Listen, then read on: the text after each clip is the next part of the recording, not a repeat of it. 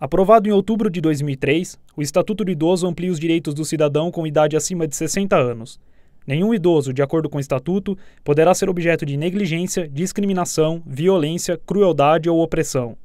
Famílias que abandonarem o idoso em hospitais e casas de saúde ou na própria residência, sem dar atenção para suas necessidades básicas, podem ser condenadas a penas de detenção e multa. Olá! O tema do programa de hoje é o abandono e a violência contra o idoso. Abandonar idoso é crime. Mesmo assim, é grande o número de denúncias apontando este tipo de ocorrência. Em 2009, por exemplo, o Centro de Referência do Idoso de Campinas recebeu 396 denúncias com atendimento a 415 idosos. Os dados apontam que a faixa predominante das vítimas é de 70 a 79 anos. Mas será que essa legislação funciona na prática? Para falar sobre a legislação e os direitos do idoso, conversamos com Denis Paulo Rocha Ferraz, advogado especialista em direito de família, e com Mônica Seco, que é assistente social e vice-presidente do Conselho Municipal do Idoso. Agradecemos a presença dos dois. Professor, na verdade, a legislação atual de proteção ao idoso, ela é eficaz? Dois pontos eu vejo aí.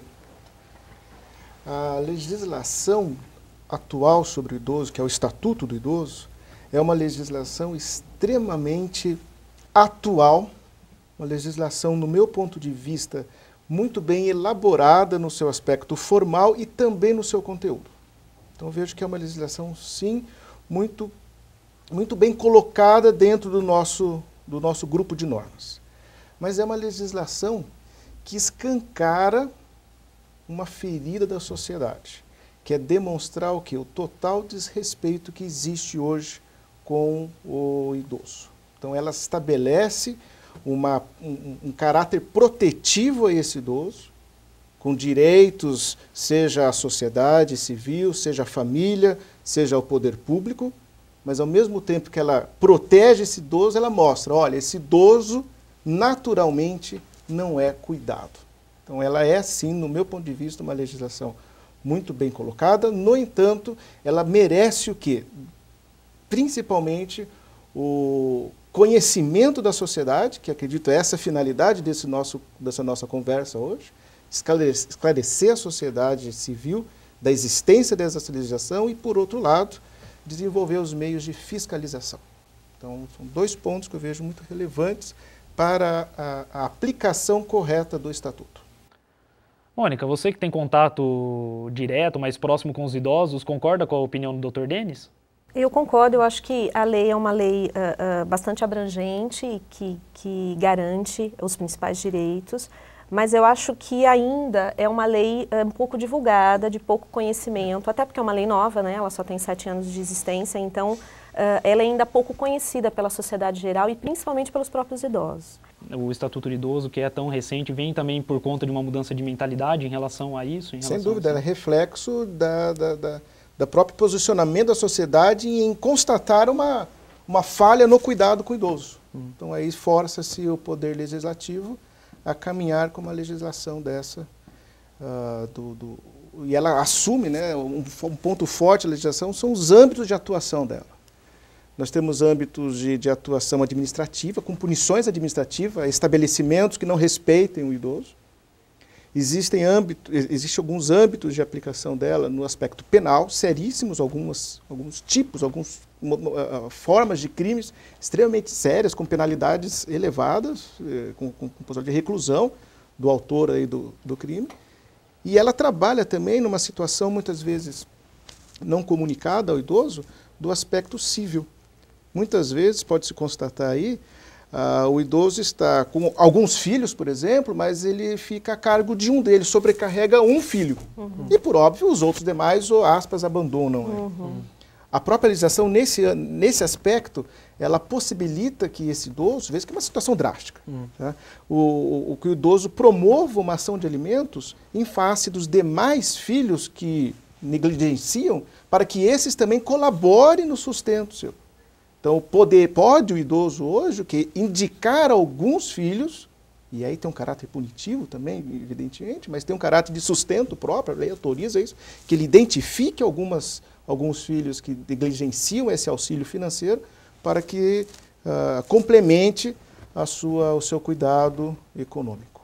Então, tem esses aspectos sim, de grande atuação do Estatuto na atual sociedade. E há vários órgãos hoje que amparam, na verdade, o idoso, né? Não só o CMI, mas o que está sendo feito até pelo próprio CMI, por outros órgãos não governamentais e pelo Estado também, em relação aos idosos, e como funciona esse amparo a essas pessoas?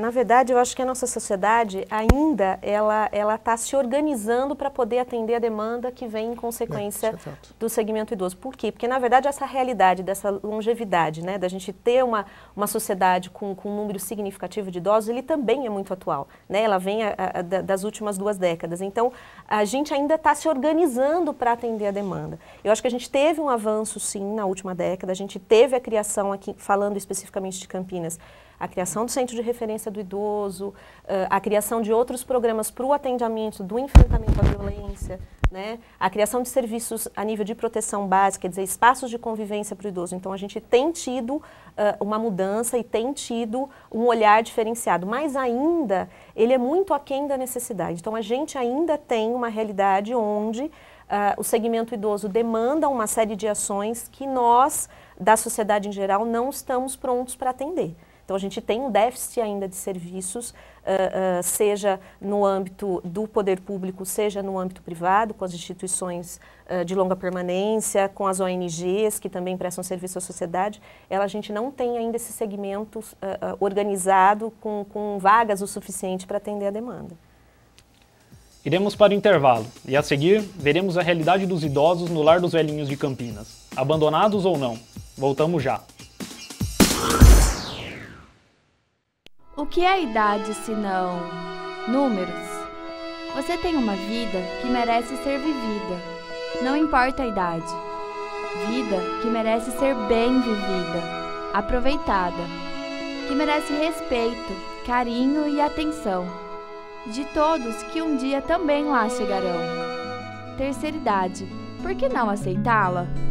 Por que não enfrentá-la? Por que deixá-la passar se cada estação da vida tem o seu perfume, o seu encanto? É a sua luz que faz a vida brilhar. É preciso ter sempre consigo a esperança e a vontade de lutar. É necessário conquistar. Terceira idade, vida que merece respeito, carinho e atenção. De todos, não importa a idade. Terceira idade, vida que merece ser bem vivida. Faculdade de Serviço Social, Universidade da Terceira Idade, PUC Campinas. Estamos de volta. E presentes no Diálogos de hoje estão aqui conosco o advogado Tênis Paulo Rocha Ferraz e a assistente social Mônica Seco, que é vice-presidente do CMI, para debater a questão do abandono do idoso. O repórter Ricardo Vieira esteve no Lar dos Velhinhos de Campinas, onde conversou com idosos. Diferente do que muitos pensam, a realidade em casas de repouso e asilos não é só abandono, é mais agradável do que possa parecer. Muito bom aqui para se viver. Muito bom. Gosto muito daqui. Aqui no Lar dos Velhinhos de Campinas, o número de acolhidos em 2009 era de 101. Já em 2010, o número aumentou para 150, onde 75% deles têm vínculo familiar. Apesar de 25% deles não terem mais familiares, né, tem amigos. E esses amigos costumam também visitar. E a história de vida dele é que acabou determinando o afastamento dessa família. Os idosos que residem na instituição contam como é a relação com seus familiares. Quase não sou chegado com a família. A minha filha, quando ela pode, ela vem me ver. E quando ela vem me ver, fala: mãe, quer trocar de lugar comigo? A senhora vai dar aula e eu fico aqui. E o meu netinho, que adora vir aqui. Mônica, na verdade, quais são as justificativas para se levar um idoso, na verdade, da família, não é, às casas de repouso e asilos hoje? Na verdade, assim, primeiro que a gente tem feito um movimento muito grande dentro do Conselho de desmistificar um pouquinho também essa questão de que institucionalizar é abandonar. Infelizmente, a realidade da nossa cidade é que hoje a gente tem, a maioria das nossas instituições, elas estão na clandestinidade, elas não são regularizadas pela vigilância sanitária. A gente tem uma abertura, um número de abertura de casas absurdas, assim, itinerantes pela cidade. Então, ela abre num bairro, ela é detectada irregularidade, a vigilância vai, fecha, ela abre em outro bairro e assim consecutivamente. Então virou um comércio. Na verdade, porque assim, é uma realidade. Hoje esse tipo de instituição é um tipo de negócio lucrativo, né? Então assim, o nosso movimento tem sido assim, evitar esse tipo de instituição não é o nosso objetivo, pelo contrário, elas têm que existir, porque é uma realidade, mas que a gente possa fazer um movimento de conscientização da população, de denunciar instituições que ela conheça, ela percebeu que abriu uma instituição nova ali próxima da casa, relatar, denunciar, ligar para a vigilância sanitária, contar que essa instituição exista para que ela possa ser fiscalizada, né? Se eu conheço algum local que eu percebo algum movimento estranho, denunciar, para que a gente possa ter um mapeamento dessas instituições e para que a gente possa fiscalizar, para que elas possam cumprir o papel social, mas que elas possam também ofertar qualidade de vida, ofertar dignidade para esse idoso. Se não existe outra alternativa, que ele possa estar nessa instituição de uma maneira adequada. Hoje a maior fonte de denúncia que chega para o Disque Denúncia do município é de vizinhos. Na maioria das vezes não é de familiares, é de vizinhos, é de conhecidos, é de alguma pessoa que conhece o idoso, que convive, que percebe algum tipo de mudança ou que percebe algum tipo de situação de violência. Então, hoje em dia, sem dúvida nenhuma, a população tem sido o nosso principal aliado na identificação da violência e até também na questão das ELPIs. Então, doutor, tem até a questão da cuidadora hoje. Como funciona essa questão na legislação hoje? Interessante que a cuidadora já é um movimento da sociedade em razão de uma necessidade. Muitas famílias se utilizam de uma pessoa para que atue diretamente com o idoso, seja na sua manutenção física, seja em servir de acompanhante para esse idoso. E se nós olharmos na legislação trabalhista hoje, isso não é considerado ainda uma profissão. A cuidadora, ela é enquadrada ainda como empregada doméstica. Só que não é bem empregada doméstica e, por outro lado, também não é enfermeiro, nem auxiliar de enfermeiro.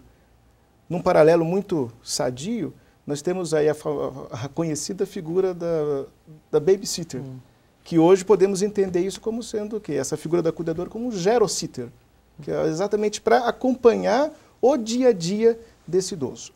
O enquadramento trabalhista hoje se dá ainda como empregada doméstica. Pela lei que Pela lei, empregada doméstica. Existem movimentos sociais em aceitar, em cadastrar como um aspecto profissional novo, mas ainda não existe nenhuma legislação específica para a figura da cuidadora. Em casos de violência, a denúncia pode ser feita através do Disque Denúncia. O telefone é 3236-3040. Agradeço a presença do Dr. Denis. Eu agradeço e parabenizo pela iniciativa deste programa e deste tema. A Mônica. Obrigada pelo espaço.